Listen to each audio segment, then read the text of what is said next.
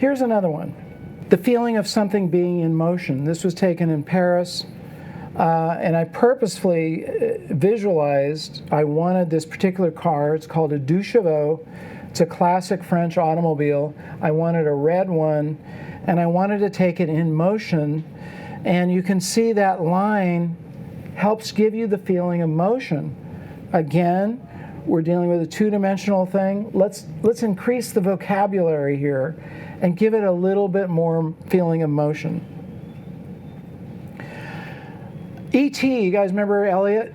Okay, this kid looks like Elliot, he might be looking for E.T. in the tree. This particular line going up like that gives you the feeling of things rising, being successful or optimistic. If you wanted to take a picture of somebody that was obviously, you wanted to show how successful they were, you could really enhance their upward motion by going down, just as I did here, going below them and shooting up, which will emphasize that feeling of the upward risingness of it. And we know where this is. That's another way of showing attainment without effort, improvement. And hey, that's the symbol for the whole world knows what that means and what that symbolizes. You know, it says with effort, not without effort. I'm sorry? It says with effort, not without effort. With effort. Attainment with effort, yeah, improvement. Yeah, did I say without? Yeah. The next one. You caught me. The next one is without effort. It's falling.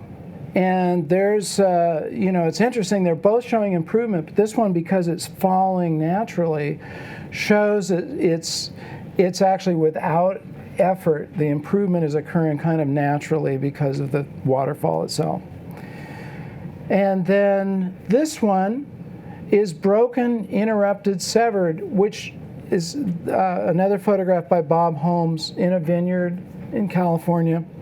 And the use of the various different broken lines here really helps, again, just bring about interest in the composition. And it leads your eye back to those, those vineyards in the background, and you've got the shade and the trees and the sun and all that kind of stuff. It's all kind of working together within that one mood line there. And this is the last one. This is a frame that I took in the end of winter. And you have growing, developing. Even though it's not growing and developing right then, you get the feeling that something's going to happen. There's going to be some buds coming out of this thing. This is the end of winter. The snow is going to melt. The blossoms are going to come out. But that particular mood line shows you growing and developing. You can see that's a frame right out of my Leica M2 back in the day. So those are just some of the mood lines. There's 49 of them all together. I gave you guys a taste of them. So I'm going to just briefly run through kind of a summary of some of the tips, and then we'll open it up for your questions. I love this quote from Buckminster Fuller. If you want to teach people a new way of thinking, don't bother trying to teach them. Instead, give them a tool, the use of which will lead to new ways of thinking. That's what I'm trying to do, is give you tools. If you have a set of tools, you can pick one of them up and try it out, play around with it, see how it works. Remember what I said, that urge to tell a story goes really deep, all the way back. And all we're trying to do with our photographs is tell a story for somebody else.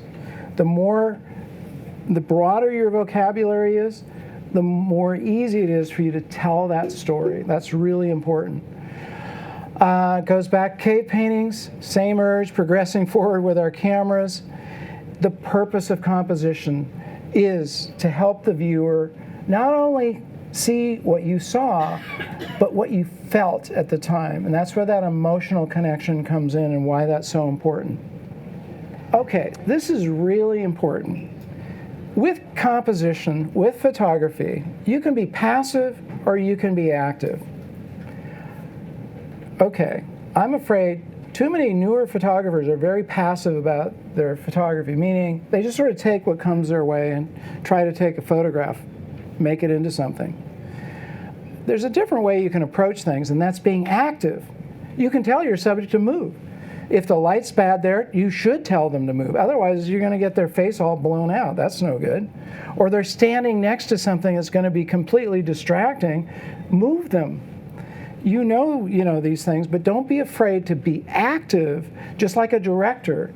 You are the director. When you're behind the camera, you're the camera person and the director and everything else. You're writing the story and you're putting it all together. But don't be a spectator. That's probably the biggest hurdle that a snapshot photographer has to cross, which is, get in there and move around and change things. There's stories about Ansel Adams waiting 9 hours, and I'm not recommending this, but 9 hours until the clouds lined up just the way he wanted, and he visualized it that way. He waited and he moved things around. He moved himself and whatever. But if you see something in your composition that doesn't help the story, get rid of it. Either take it out, just grab it and move it out of the way, or move. Or tell your subject to move, turn around a little bit. And also, that's, in terms of portraiture, that's always a good thing to do. Don't just have them stay in one spot, because they're going to get stiff. And you're going to see it in their expression. You're going to see it in their face. Have them move around, make it fun.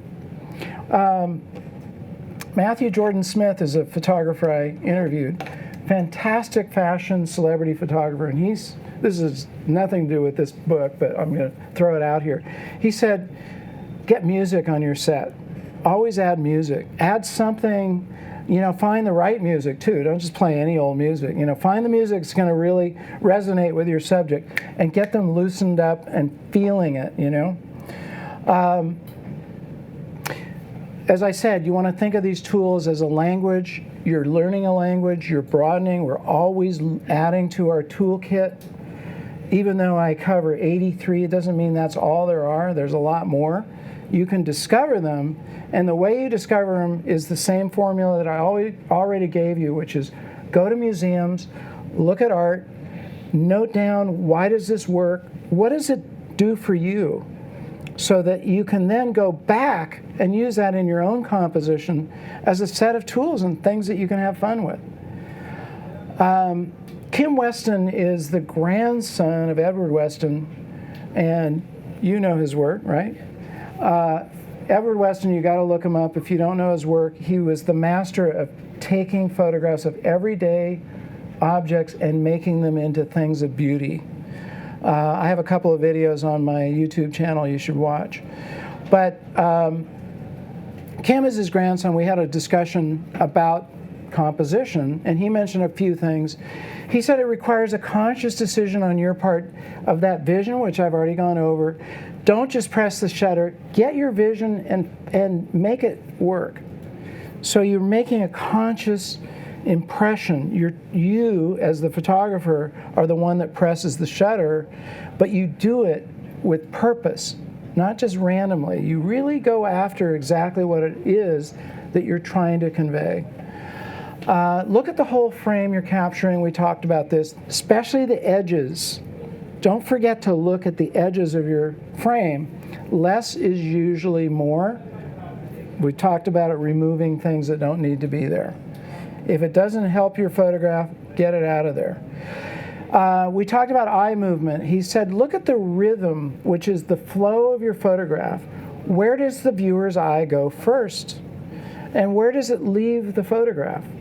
So if there's anything, again, that's going to pull it away in the wrong direction, recompose it. If there's some, like I said, a shiny object that pulls your attention away from the person's face, for example, move that out of the way. Don't rely just on cropping it. You can later, and I do that all the time, sure. You can fix it in Photoshop. But it's better to compose with your feet and move in and out, or have the subject move around as need be. Okay, final advice, pretty obvious. Shoot a lot. Have fun with it. Learn the vocabulary. Look at your work. I have a challenge here. If if you guys are interested. So we're coming up to summer. There's 83 compositional techniques. If you took one a day over the course of the summer, hashtag them, AYP stands for Advancing Your Photography Club. Hashtag and put them out there so we can all see them. But even for your own benefit, take that challenge, right? You're going to do it? He's going to do it. She's going to do it. I'm like he. Oh, sorry. Okay. He's going to do it. I stand corrected, and thank you. And the rest of you, use that experience over the summer to see how you can get that vocabulary integrated into your own use, and you're going to have a lot of fun with it. In my course, The Secrets to Amazing Photo Composition from the Masters, you're going to learn that every picture tells a story, but how do you tell yours? You're going to learn composition secrets that the master artists have used for centuries. You're going to learn how to pull your viewer into the center of interest of your photo, and how to use contrast to build excitement. What are the many different ways to frame your image? And how mood lines can affect your photo? Hey, what happens when you use the wrong mood to tell your story? And what really happens when you use the right one? I give you 83 composition techniques and how you can use them like a great chef uses recipes to create amazing meals. Jump on board with this course right now. You're going to love it.